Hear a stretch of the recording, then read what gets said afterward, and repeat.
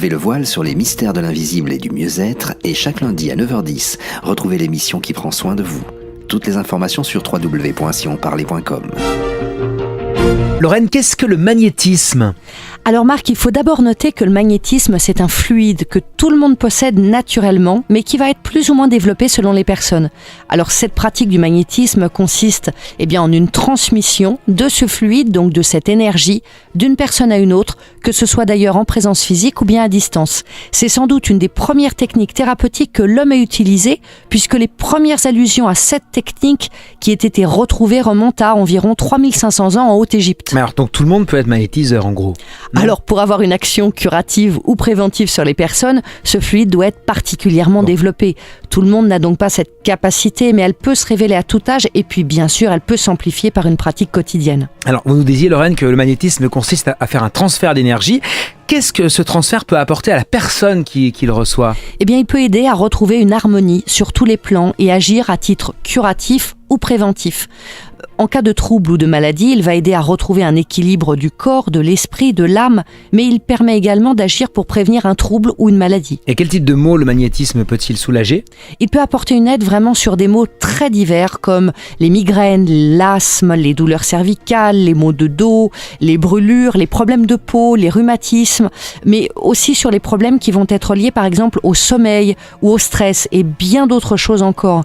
Sur un plan global, même si ce transfert d'énergie vient agir sur un problème ciblé, déterminé, il va également avoir une action sur l'ensemble du corps en apportant de l'énergie et un mieux-être à la personne. Alors comment se passe une séance de magnétisme en cabinet ?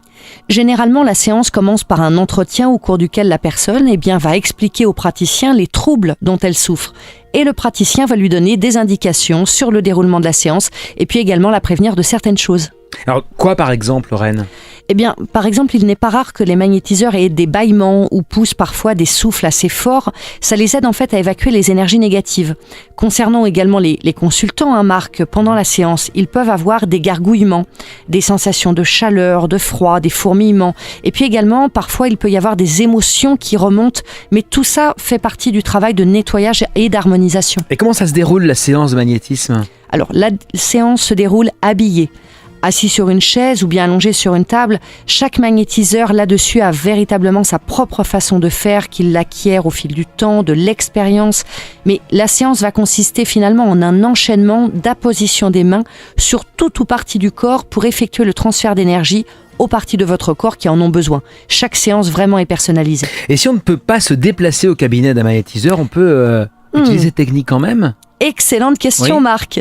Effectivement, il est important de rappeler qu'une séance de magnétisme peut également se faire à distance car l'énergie n'a aucune frontière.